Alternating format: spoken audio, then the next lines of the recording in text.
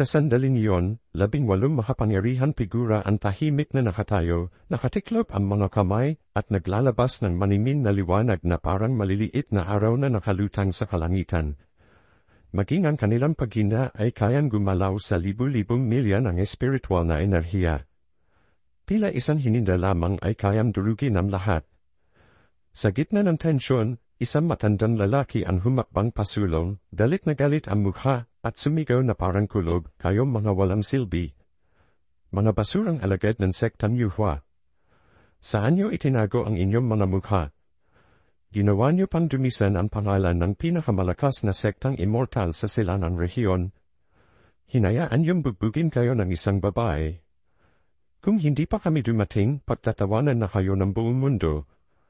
Ang matandang lalaking ito ay maliit, ngunit ang kanyang panloob na enerhiya ay hindi dapat maliitin. Ang mga disipulo sa ibaba ay nahilo at natumba na parang mga pato na ginigiyagis papasok sa kulungan.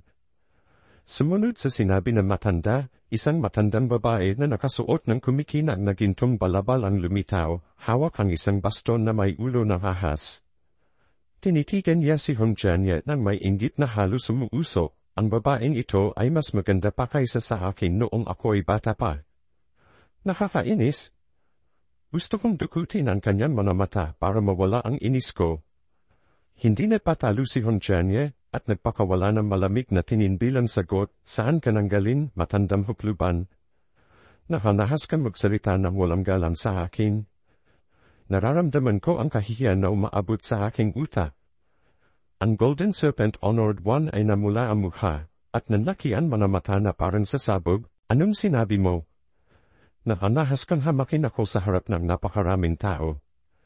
Sa mismong sandaling iyon, isang lalaking nasa edad na, matangkad na parang turing bahal, ang nagpakawala ng presyon na tila ibinubuhos ang semento sa mga paa ng lahat sa paligid. Iwinasiwas niya ang kanyang kamay at nagsalita sa isang kaswal na tono na parang pinag-uusapan ang panahon. "Golden Serpent Honored One, huwag mong sayangin ang iyong panahon sa isang taong malapit ng mamatay." Isang figura na laging mukhang kakasubulap ng isang maasim na prutas ang malamig na nagsalita, "Denye. Napakalaking pagtitipon. Napakayabang na hinayaan lang ang isang disipulo na humarap sa atin. Tila minamaliit natin ang sektang Yuhua."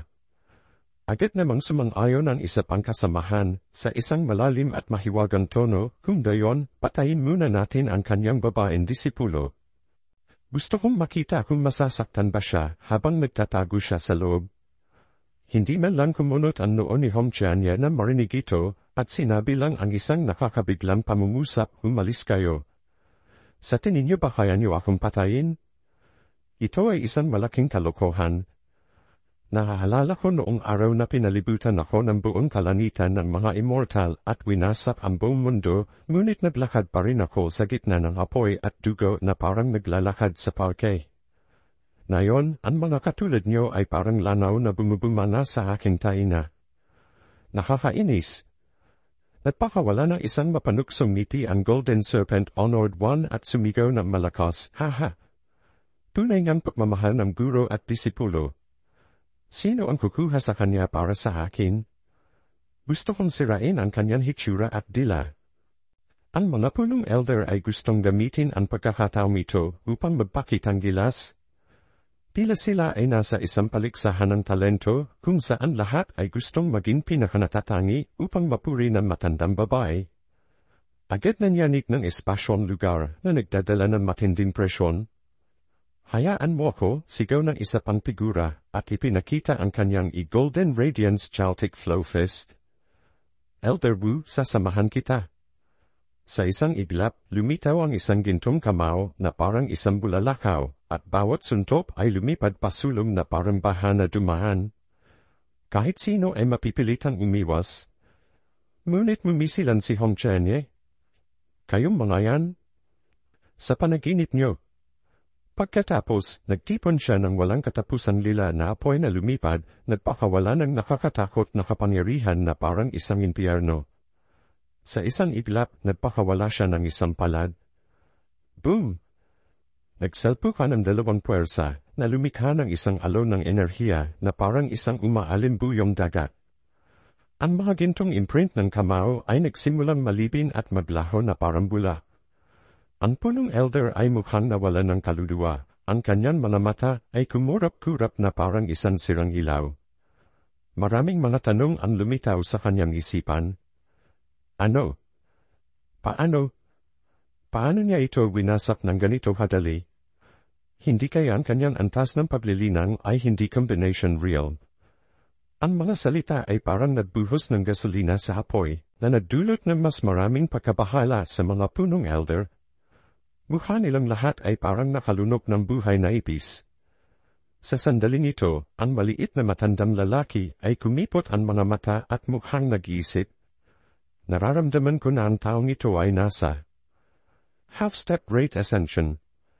Ang matangkat na lalaki sa likuran ay nagsuri sa isang malalim na boses, gumagamit na half-step rate ascension upang haranin ang Great Ascension Realm.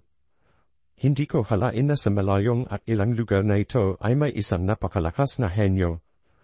Ang Golden Serpent Honored One na nanonood mula kanina pa ay naging itim ang mukha. Sumigaw siya na parang baliw, nakakainis. Hindi natin siya pwedeng hayaan mabuhay. Patayin niyo siya. Alam ng mga punong elder na kung magtatagal pa, mawawalan sila ng mukha. Sabay-sabay silang kumilos. Mahabagin na palat na dumudurog sa langit. Isang daliri na sumisira sa kalawakan. Kamay na sumasamsam ng mga bituin. Pansupil na Dragon Tyrant Arc. Paglipol ng kaluluwa. Ang kanilang aura ay umaalimbuyong na parang isang tsunami. Ang bawat enerhiya ay humahampas na nagdudulot sa espasyo sa paligid na mabaluktot at mabasag na parang salamin na nahulog sa lupa. Nakatayo si Hongchanye sa gitna ng langit at lupa, nakatapak sa mga wula. Ang kanyang pulang balabal ay sumasayaw sa hangin.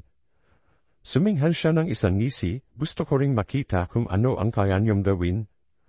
Ilabas niyo lahat. Sa sandaling binitawan niya ang mga salita, itinaas niya ang kanyang mga kamay. Duse-duse ng apoy na dragon ang lumipad mula sa kanyang mga palad, umuumbal sa kalangitan.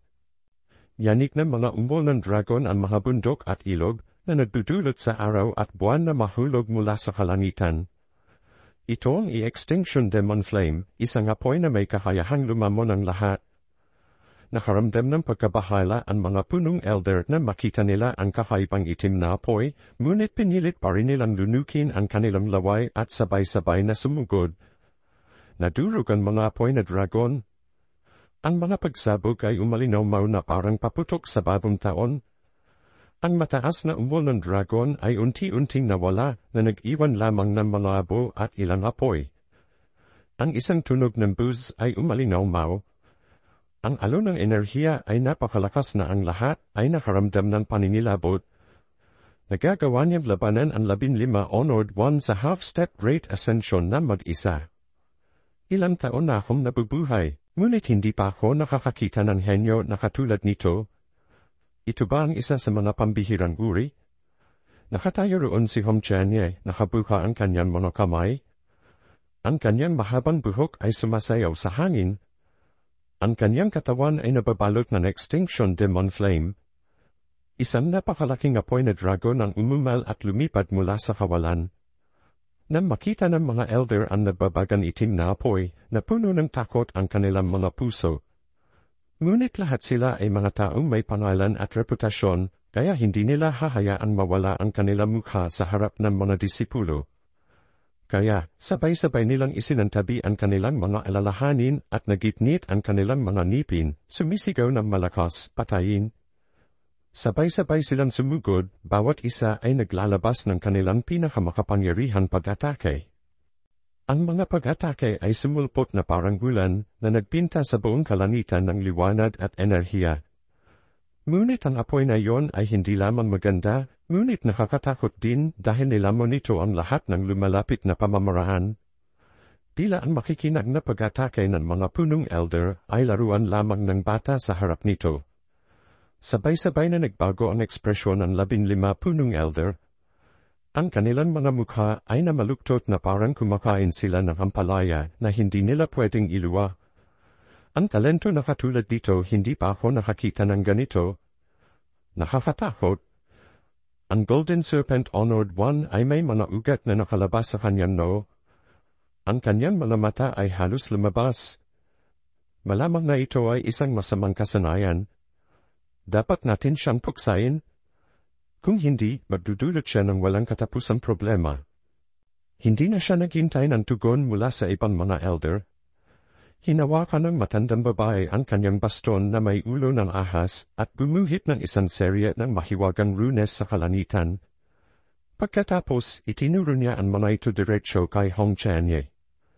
Boom! Isang makapal na haligi ng liwanag na hugis ahas ang sumulpot mula sa kawalan, sumisira sa lahat ng bagay sa kanyang daan. Sumubot ito diretsyo sa itim na apoy na sumasakop kay Hong Chanye, na lumilikha ng isang malaking pagsabog. Hindi lamang ang Golden Serpent Honored One, ngunit maging ang dalawang elder ay hindi kayang manahimik. Naglabas sila ng kanilang pinakamakapangyarihang pag-atake. Agad na lumiwanag ang buong kalangitan na parang araw. Nagtagpo at naghalo ang liwanag at enerhiya, na lumilikha ng isang eksena na parehong maganda at nakakatakot. Sa pagsali ng tatlong figura, ang presyon kay Hong Chanye ay dumami ng daan-daan beses. Ang hangin sa paligid ay parang pinipiga, na lumilikha ng isang nakakabahalang pakiramdam na nadulot sa lahat na umatras upang maiwasan ang pagkakasama sa nakakatakot na alon ng enerhiya. Nagitnit ang mga ngipin ni Hong Chanye at tumulo ang pawis sa kanyang noo. Parang kinakailangan niyang pigilan ang pagbagsak ng isang bundok sa kanya. Bagamat may kakayahan lumamon ang Extinction Demon Flame, naubos ng mabilis ang kanyang mahika enerhiya sa ilalim ng presyon mula sa maraming pag-atake ng mga punong elder. Natatakot siya na kung magpapatuloy ito, malapit na maubos ang kanyang paloob na enerhiya. Kapag nawala na ang kanyang mahika enerhiya, wala na siyang pinagkaiba sa isang tigring na wala ng ngipin, at maaari lamang niyang panoorin na pahirapan siya ng iba. Isang bugso ng dalit at pagkasup lamang umanat sa kanyang puso. Ito ay dahil kay Junlin.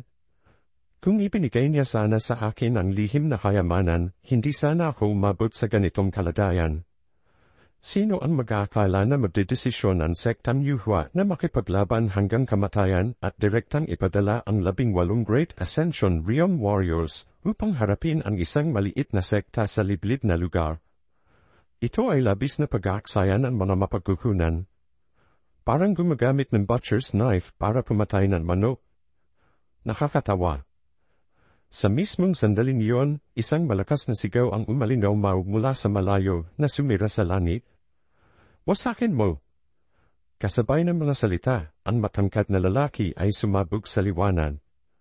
Nagtipon ang liwanag sa kanyang kamao at bigla itong sumabog, na lumilikha ng isang nakabibinging sonic boom. Tumagos ang kanyang lakas sa kalangitan, na lumilikha ng isang mahabang lamat sa kalangitan na parang may gumamit ng matalim na kutsilyo para hiwain ang isang itim na tela. Ito ang Intermediate Run True Art Overlord Skybreaking Fist. Isang pag-atake na kilala sa walang kapantay na kapangyarihan. Kailangan lamang nito ng isang suntok upang mapantay ang isang bundok. Sinumang mangahas na harangin ang pag-ataking ito ay dapat isaalang-alang kung mayroon silang insurance sa katawan. Boom! Bumagsak ang alikabo. Naninig ang buong bundok. Bumagsak ang malalaking bato na nagdulot sa mga ibon na nagulat at nagsiliparan. Si Hong Chanye ay gumapang mula sa mga labi, ang kanyang buong katawan ay nababalot ng alikabo. Ang mga sulok ng kanyang bibig ay nagdudugo. Yup-yup-yukahi.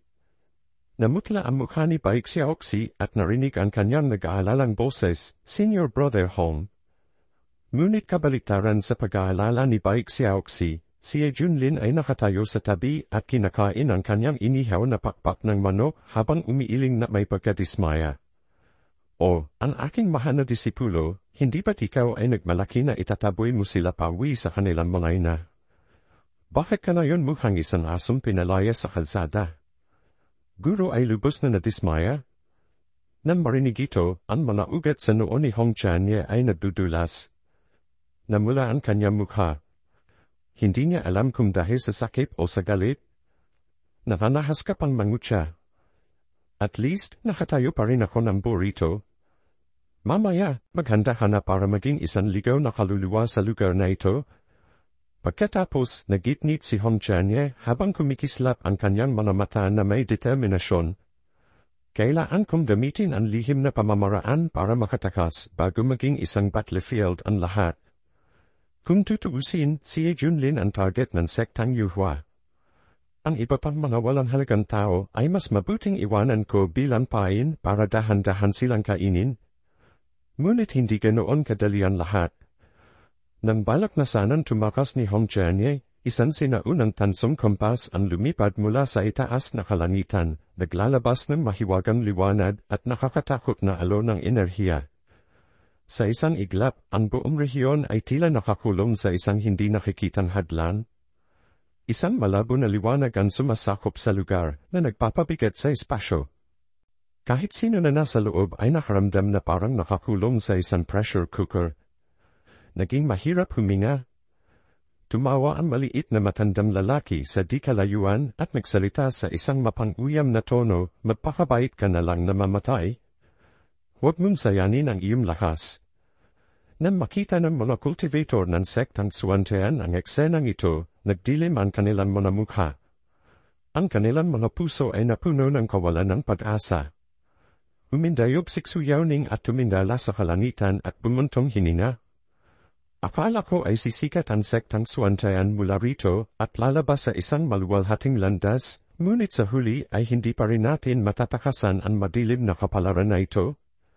Sabay-sabay na sumigaw ang mga pinuno ng Pi. Pula ang kanilang mga mata.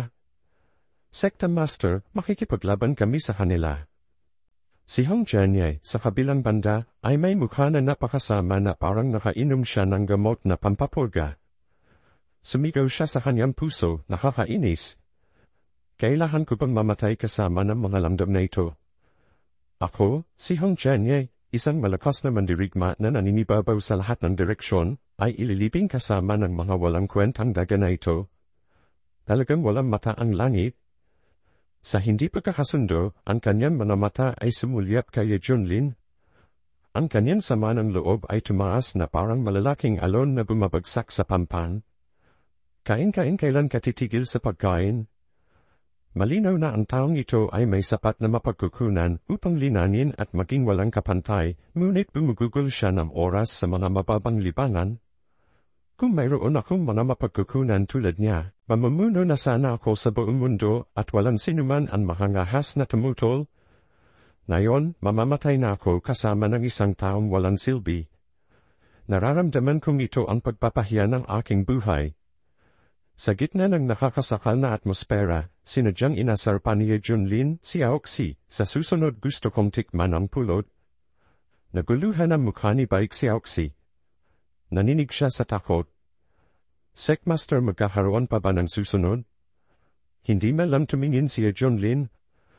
Ang kanyang tono ay punong-puno ng init na parang ang pakikipaglaban ay ang pinakanakakainis na bagay. Sige, hintayin niyo lang na tapusin ko sila. Pagkatapos kakain tayo.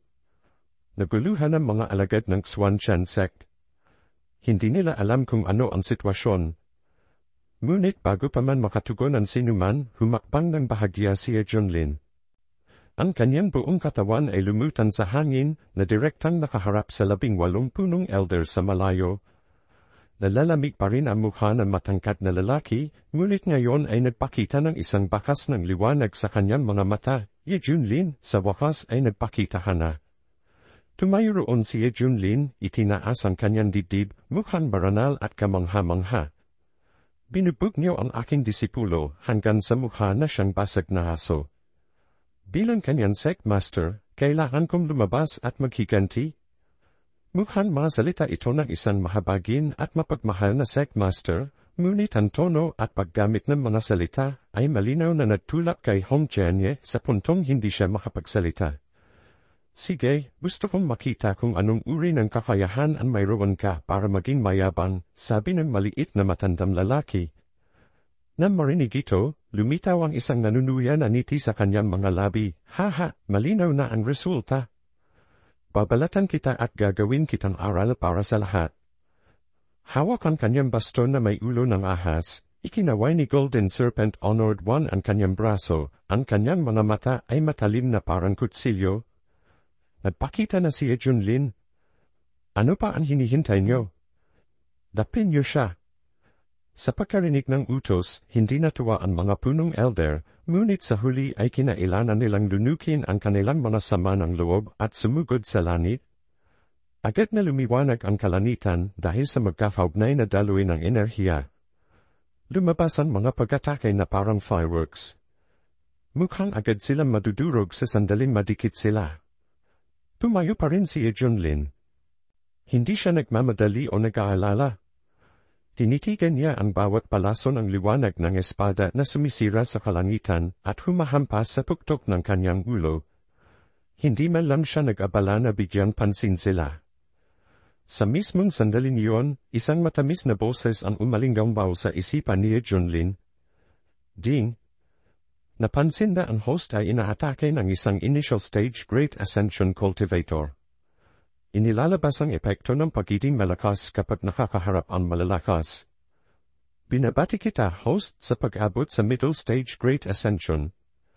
Sa isang iglap, sumabog ang isang napakalawak na aura na parang isang tsunami, tinatanay ang mga ulap at nagiging sanhi pa ng pagbabago ng kulay ng asul na kalangitan.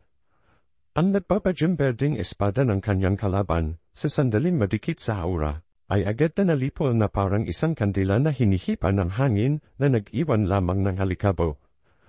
Ang imahe ni Junlin sa sandaling ito ay tunay na naging focus ng universo. Ang kanyang mahabang pilak na buhok ay sumasayaw sa hangin. Ang kanyang makisig na mukha ay nagniningning na may hindi mailalarawan na kayabangan. Sobrang cool. Masyadong nakakatuwa. Ang pakiramdam ng pagkakaroon ng kapangyarihan agad ay tunay na hindi mailalarawan ng mga salita. Sa gintong kamay na ito sa aking kamay, sino pa ang nakangailangan ng paglilinaw? Habang tinatamasa ni Junlin ang pakiramdam ng kapangyarihan, ang mga cultivator sa kabilang panig ay natigilan. Ang kanilang mga mata ay nanlaki at ang kanilang mga bibig ay bumukas na parang pinakain sila ng isang maanghang na paminta. Ano? Paano siya naging malakas ng napakabilis? Si Junior Brother Yi ay isang malakas na Great Ascension Warrior. Si Hong Chen Ye sa kabilang banda ay may mukha na berde na parang dahon ng saging. Ang kanyang mga mata ay nakabuha na parang malapit na silang mahulog. Ang kanyang buong katawan ay nag-aalanan na parang isang taong lasing. Nagitnit siya ng mga ngipin, at ang bawat salita ay lumabas na parang magaspan na ngipin na dumidikit sa isa't isa, na lumilikha ng isang tuyong at mapait na tunog. Nakakainis. Anong klaseng tao siya? Gusto niya itong itago ng ganito kahabaan. Nagsusumikap akong baglinan hanggang sa maging half-step Great Ascension, at pakiramdam ko ay isa na akong Diyos na bumaba sa lupa. Ngunit ang Junlin na ito ay kumikilos lamang at lumampas sa akin ng maraming antas. Si Junlin sa kabilang banda ay kalmado. Ang kanyang pilak na buhok ay sumasayaw sa hangin. Ang kanyang magandang mukha ay nagpapahiwatig ng isang bakas ng pagiging kalmado. Pagkatapos, nagsalita siya sa isang kaswal na tono, sige na, papunta na ako sa inyo. Hayaan niyong makita ko kung ano pang mga trick ang mayroon kayo. Ang buong battlefield ay biglang nahulog sa isang panahong tensyon. Walang sinuman ang nanahas na humakbang pasulong o matras. Great Ascension kaya matagal ka na nasa Great Ascension. Iwinasiwas ni Junlin ang kanyang kamay at umangat ang isang ngisi sa kanyang mga labi. Pinupuri niya ng tahimik na kalulungkot na binigo ko kayo. Hindi ako nasa combination realm. Sige, huwag kayong mahiya. Halina kayo rito. Ipinapangako kung hindi ako magiging malupit. Sa sandaling sinabi niya yon, lumamuko sa mukha ni Golden Serpent Honored One na parang tuyong gubas. Umubal siya ng baliw, walang hiya. Paano magkakaroon ng ganitong uri ng demonyo? Sugod at patayin siya para sa akin. Umalinggaw ang sigaw na parang isang megaphone na nakatakda sa maximum na volume. Higit sa isang dosenang punong elder ang sabay-sabay na nag-chant ng spells. Ang matinding lamig ay tumusok sa mga buto. Ang kanilang mga mata ay parang gusto nilang gawing inihaw na karne si Junlin. Nagtaas ng kamay si Junlin at nagwag ng daliri, may magaan na ekspresyon. Pagkatapos tumango siya at nagsabi, sige. Dahil ililinan ko ang Immortal Overlord Body Technique, napagtanto ko na ito na ang tamang oras upang subukan ang tibay nito.